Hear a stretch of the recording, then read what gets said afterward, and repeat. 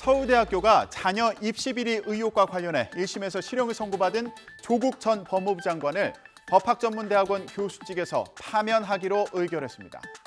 서울대는 지난 2020년 조 전 장관이 재판에 넘겨지자 직위 해제 조치했는데 1심에서 징역 2년이 선고되자 징계 절차에 나선 겁니다. 기소된 지 3년 5개월 만입니다. 파면은 해임이나 정직보다 강한 최고 수준의 징계입니다. 관련 내용 김다현 기자가 전해드립니다. 서울대는 1심 판결이 나올 때까지 징계를 보류해왔습니다. 교원 징계 규정에 교원으로서 품위를 손상하는 행위에 대해서는 징계를 의결할 수 있도록 돼 있지만 검찰 공소 사실만으로는 혐의 입증에 한계가 있다는 이유에서였습니다.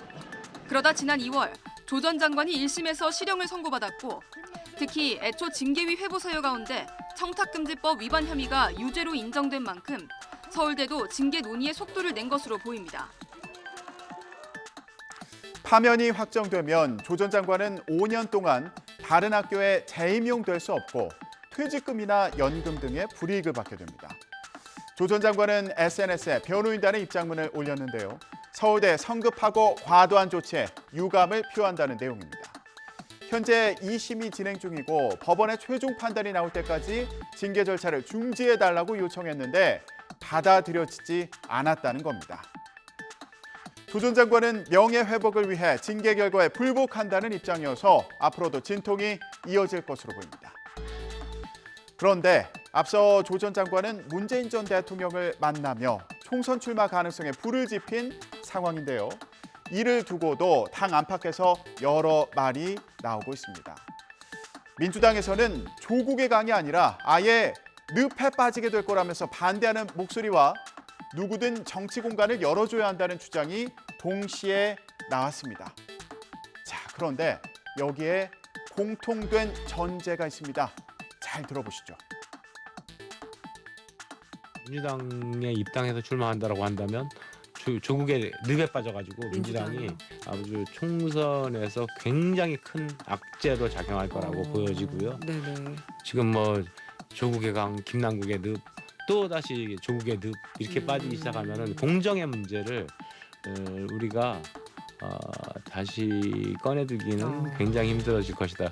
지난 총선 때 대선 네. 패배의 주요 원인 중에 하나가 결국은 조국 장관 사태로 인한 공정의 문제를 우리가 잃은 거거든요. 그래서 그 누구든 조국 예. 전 장관을 대상으로 한 게 아니라 예. 지금 윤석열 정권의 심판에 저는 정권 심판론으로 반드시 가야 되고 그 심판론에 그러한 적당한 인물이라고 하면 적절한 인물이라고 하면 그 누구도 막아서는 안 되고 당연히 거기에 대해 정책 공간을 열어주는 것이 내년 총선 승리의 지름길이다 이런 생각을 합니다. 결국 중요한 건 총선 승리라는 겁니다. 정치 공간을 열어줘야 한다는 이 주장도 총선 승리에 도움이 되는 경우를 전제로 하는 건데요. 여론 추이에 따라서 총선에 도움이 안 된다면 받아들일 수 없다는 의미로도 들립니다. 조 전 장관 행보에 민주당의 고민이 깊어 보이는데요. 자, 반면 국민의힘은 조나 땡 무슨 얘기일까요? 조 전 장관 나오면 땡큐 고맙다 반기는 분위기입니다. 조 전 장관 출마에 비판 여론이 클 거라고 보는 건데요. 반응 들어보시죠. 민주당에서 지난 5월에 뇌물 성상납 등 성범죄 등 하급심 유죄 판결을 받고 재판 중에 있어도 부적격으로 처리하는 규정을 삭제했습니다. 그러면서 사실은 이제 판을 깔아놓은 격이죠. 그런데 내부적으로 워낙 조국 전 수석이 나온다면 결국은 내로남불의 그 아이콘이지 않습니까? 그래서 뭐 굉장히 내부적으로 비판도 많을 것이고 민주당 내에서 수용하기가 또 쉽지는 않을 거라 이렇게 생각합니다. 자, 그렇다면 우병우 전 청와대 민정수석 출마설에 대한 반응은 어떨까요? 국민의힘에서는 아예 얘기도 나온 적 없다. 공천받기도 어려울 거라는 반응인데요. 민주당에서는 반대로 나왔으면 좋겠다는 반응입니다. 우병우 전 수석이 나오면 조국 전 장관 출마로 인한 악영향도 상쇄할 거라는 해석인데요. 들어보시죠. 우병우 전 수석의 출마에 대해서는 단 한 번도 예. 어떤 그분에 대한 말이 나온 적이 아, 없습니다. 당에서. 어떤 개인의 의사는 어떨지 몰라도 네. 당 차원에서는 현재는 어떤 그 고려를 하고 있지 않은 부분이다. 이렇게 말씀을 드릴 수 있겠습니다.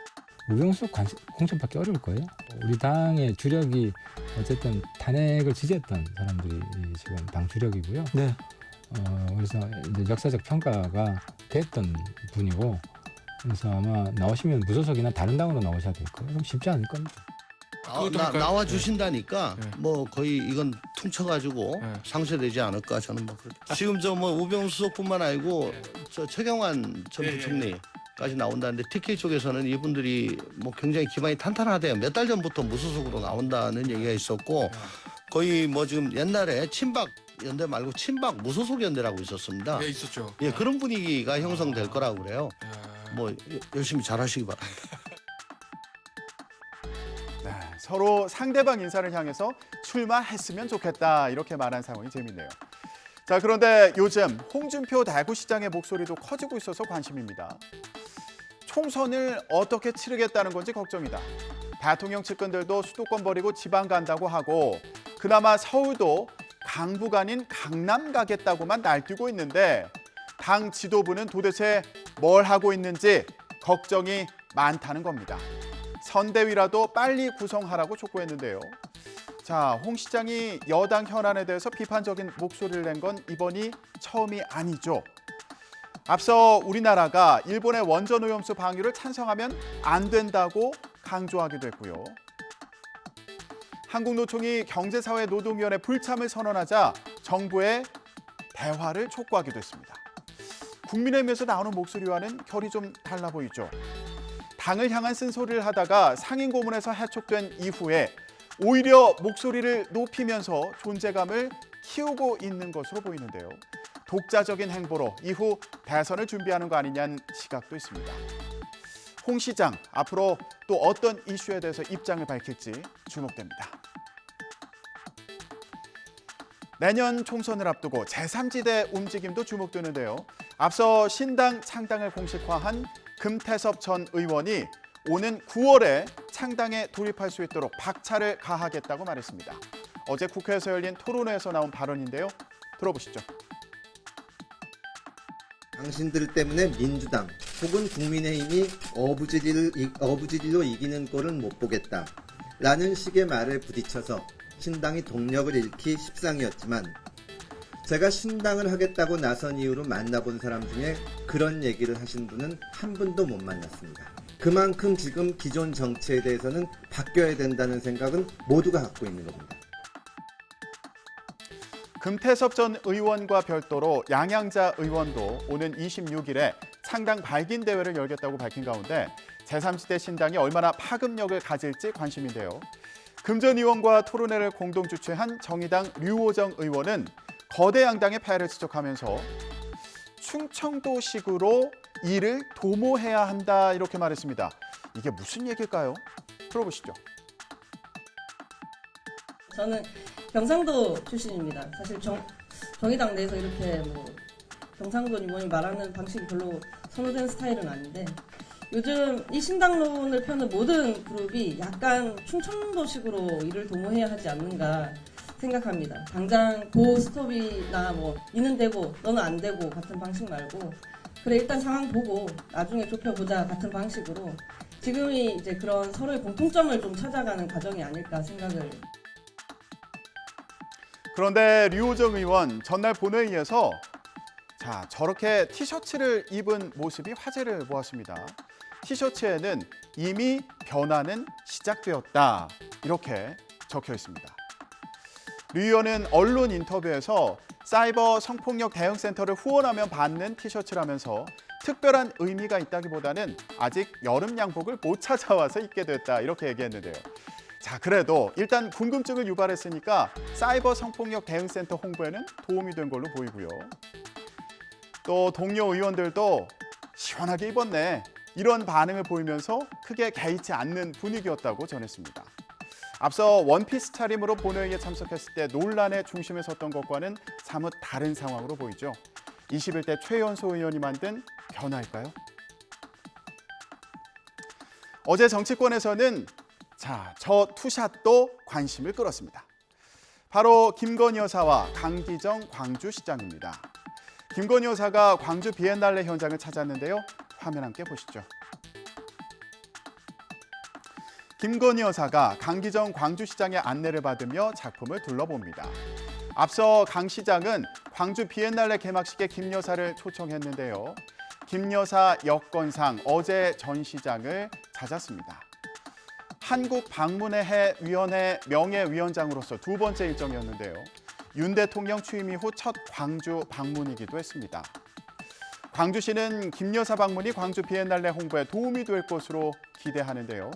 강 시장이 문재인 정부 시절 정무수석을 지낸 대표적인 친문 정치인이라는 점에서도 김 여사의 방문에 관심이 모아졌습니다. 오늘 국민의힘 지도부도 광주를 찾습니다. 광주시장과 전북 전남지사를 각각 만나서 지역 현안을 듣고 또 수건 사업에 대한 예산 확보 방안을 논의합니다. 총선을 앞두고 호남 민심 잡기에 나서는 것으로 보이네요. 지금까지 전국 브리핑이었습니다.